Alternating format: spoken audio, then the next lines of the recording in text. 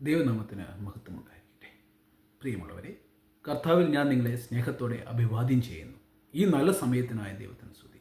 ഇന്ന് മിഡ്വെസ്റ്റ് യുവജന സഖ്യമായി നിങ്ങളോട് തന്നിരിക്കുന്ന വിഷയം അപ്പോസ്തലനായ പൗലോസ് തിത്തോസിന് എഴുതിയ ലേഖനം 2-ാം അധ്യായം 6 മുതൽ 7 വരെയുള്ള വാക്യത്തിൽ നിന്നാണ്. തിത്തോസ് 2, 6 മുതൽ 7 വരെയുള്ള വാക്യം. അവണ്ണം യൗവനക്കാരെയും സുബോധമുള്ളവരായിരിക്കാൻ പ്രബോധിപ്പിക്കുക. വിരോധി നമ്മെക്കൊണ്ട് ഒരു തിന്മയും പറവാൻ വകയില്ലാതെ ലജ്ജിക്കേണ്ടതിന് സകലത്തിലും നിന്നെ തന്നെ സൽപ്രവൃത്തികൾക്ക് മാതൃകയായി കാണിക്കുക. ഒരു നിമിഷം നമുക്ക് അപ്പം നിൻ്റെ വചനത്തിൽ സംസാരിക്കാം. നിൻ്റെ കൃപ നിങ്ങളുടെ കൂടെ ആയിരിക്കണം. നിൻ്റെ ആത്മാവിനാൽ എഴുതപ്പെട്ട വചനം നിൻ്റെ ആത്മാവിനാൽ സംസാരിക്കാൻ, നിൻ്റെ ആത്മാവിനാൽ മനസ്സിലാക്കുവാനുള്ള കൃപ ഞങ്ങൾ ഓരോരുത്തരുടെയും കൂടെ ഇരുന്നുണ്ട്. ഇൻ ജീസസ് ആമേൻ. ഇവിടെ അപ്പോസ്തലനായ പൗലോസ് യുവാക്കളായ നമ്മെ ഓരോരുത്തരെയും സുബോധമുള്ളവരായിരിക്കാനും അതുപോലെ സൽപ്രവൃത്തികൾക്ക് മാതൃകയുള്ളവരായിരിക്കാനും പ്രബോധിപ്പിക്കുന്നു. നമ്മൾ ഈ ഭാഗങ്ങൾ വായിക്കുമ്പോൾ ഒരു സംശയം ഉയർന്നു വരാം. കൃപയുടെ അപ്പോസ്തലനായ പൗലോസ് കൃപയെക്കുറിച്ചുള്ള തൻ്റെ പ്രസംഗം മാറ്റിയിട്ട് പ്രവൃത്തികളെക്കുറിച്ചാണോ സംസാരിക്കുന്നത്? അല്ല, അപ്പോസ്തലനായ പൗലോസിൻ്റെ മാത്രമല്ല, മൊത്തം സുവിശേഷത്തിൻ്റെയും കാതലായ സത്യം ഒരിക്കലും മാറിയിട്ടില്ല. ഈ ലേഖനം മുഴുവനും വായിച്ചാൽ, തിത്തോസിൻ്റെ ലേഖനം മുഴുവനും വായിച്ചാൽ ആ സത്യം നമുക്ക് മനസ്സിലാവും. സുവിശേഷം എപ്പോഴും ക്രിസ്തുവിൻ്റെ പൂർത്തീകരണ പ്രവൃത്തിയിൽ മാത്രം ആശ്രയിച്ചുള്ളതാണ്. അവൻ നാം ചെയ്ത നീതി പ്രവൃത്തികളാലല്ല. തിത്തോസ് മുതൽ 7 വാക്യം. അവൻ നാം ചെയ്ത നീതി പ്രവൃത്തികളല്ല, തൻ്റെ കരുണാപ്രകാരം അത്രേ രക്ഷിച്ചത്. തിത്തോസിൻ്റെ ലേഖനത്തിൽ 1-ാം അധ്യായത്തിൽ 16-ാം വാക്യത്തിൽ വായിച്ച പ്രകാരം പൗലോസ് പറയുന്നു, ചില ആളുകൾ ദൈവത്തെക്കുറിച്ച് അറിയാമെന്ന് അവകാശപ്പെടുന്നുണ്ടെങ്കിലും അവരുടെ പ്രവൃത്തികൾ നേരെ വിപരീതമായിട്ടാണ് കാണിക്കുന്നത്. പൗലോസ് പറയുന്നു, ദൈവത്തെ അറിയാമെന്ന് പറയുന്നു, എന്നാൽ അവരുടെ പ്രവൃത്തികളിൽ അവർ ദൈവത്തെ നിഷേധിക്കുന്നു. അങ്ങനെയുള്ളവരെക്കുറിച്ച് പൗലോസ് നിരാശനാണ്. അതുകൊണ്ടാണ് അദ്ദേഹം യുവാക്കളെ വിവേകികളും നിഷ്കളങ്കരുമായിരിക്കാൻ പ്രേരിപ്പിക്കുന്നത്.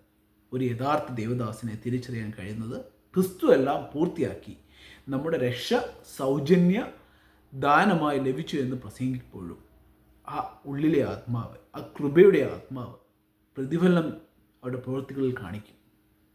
ആ കൃപ നമ്മളെ പ്രവൃത്തികൾ ചെയ്യാൻ എപ്പോഴും പ്രേരിപ്പിച്ചുകൊണ്ടിരിക്കും. യേശുക്രിസ്തു ശമര്യസ്ത്രീയോടുള്ള സംസാരത്തിൽ പറയുന്നൊരു വാക്യമുണ്ട്. യോഹന്നാൻ 4:14 പ്രകാരം പറയുന്നു, ഞാൻ കൊടുക്കുന്ന വെള്ളം കുടിക്കുന്നവനോ ഒരു നാളും ദാഹിക്കുകയില്ല. ഞാൻ കൊടുക്കുന്ന വെള്ളം അവനിൽ നിന്ന് നിത്യജീവനിലേക്ക് പൊങ്ങി വരുന്ന നീരുറവയായിത്തീരും.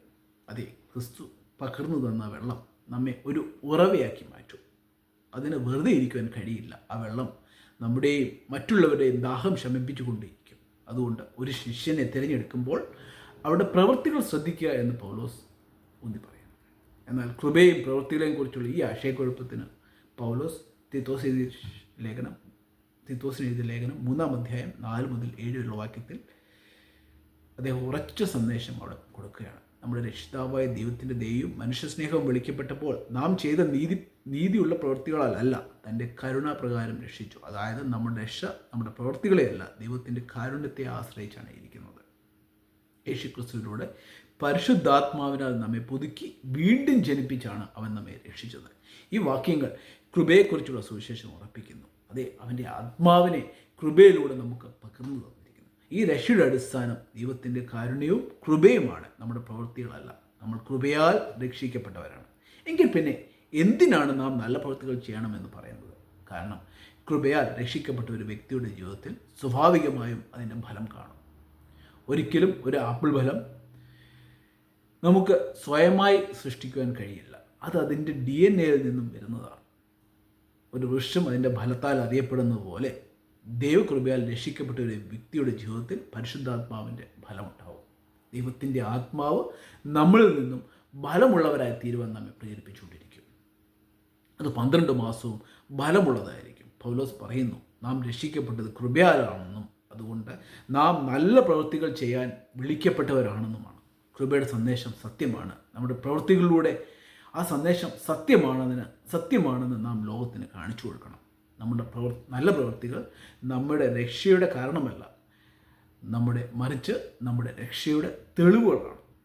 അതുകൊണ്ട് പൗലോസ് യുവാക്കളോട് പറയുന്നു, വിവേകികളായിരിക്കാനും എല്ലാ കാര്യങ്ങളും നല്ല പ്രവൃത്തികളോട് മാതൃക കാണിപ്പാനും ഉപദേശത്തിൽ നിഷ്കളങ്കതയും ഗൗരവവും ആത്മാർത്ഥതയും കാണിക്കാനുമാണ്. ഈ വാക്കുകൾ കൃപയുടെ അടിസ്ഥാനത്തിൽ ജീവിക്കുന്ന ഒരു വ്യക്തിയുടെ സ്വഭാവത്തെയാണ് കാണിക്കുന്നത്.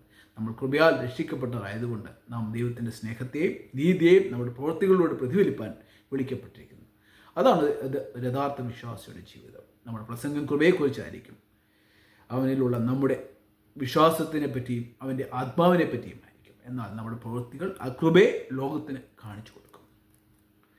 തീത്തോസ് ലേഖനം 3-ാം അധ്യായം 4-7 പറയുന്നത് പോലെ നമ്മുടെ രക്ഷ സൗജന്യമായ ഒരു സമ്മാനമാണ്. എന്നാൽ ആ കൃപ നമ്മെ മടിയന്മാരാക്കാൻ ഉദ്ദേശിച്ചുള്ളത്, മറിച്ച് നമ്മെ നല്ല പ്രവൃത്തികൾ ചെയ്യുന്നതിന് തീഷ്ണുള്ളവരായിരിക്കാനും വേണ്ടിയുള്ളത്. അതുകൊണ്ട് യൗവനസഖ്യങ്ങളായിരിക്കുന്ന കൃപയാൽ രക്ഷിക്കപ്പെട്ടവരായിരിക്കുന്ന നാം ഓരോരുത്തരും നമ്മുടെ പ്രവൃത്തികൾ നമ്മെ വിളിച്ച കൃപ സത്യമാണെന്നും ആ കൃപ ലോകത്തിന് പകർന്നു കൊടുക്കാൻ കഴിയട്ടെ എന്നും ഞാൻ പ്രാർത്ഥിക്കുന്നു. അതുവഴി നമ്മുടെ ഓരോരുത്തരുടെയും ജീവിതം ദൈവത്തിന് മഹത്വം നൽകുന്നതും മറ്റുള്ളവർക്ക് അനുഗ്രഹമാകുന്നതും അവൻ്റെ ശക്തിയിൽ നിറഞ്ഞതുമായി തീരട്ടെ ആശംസിക്കുന്നുണ്ട്. എൻ്റെ വാക്ക് നിർത്തുന്നു. ദൈവം നിങ്ങളെ ഓരോരുത്തരെയും അനുഗ്രഹിക്കും.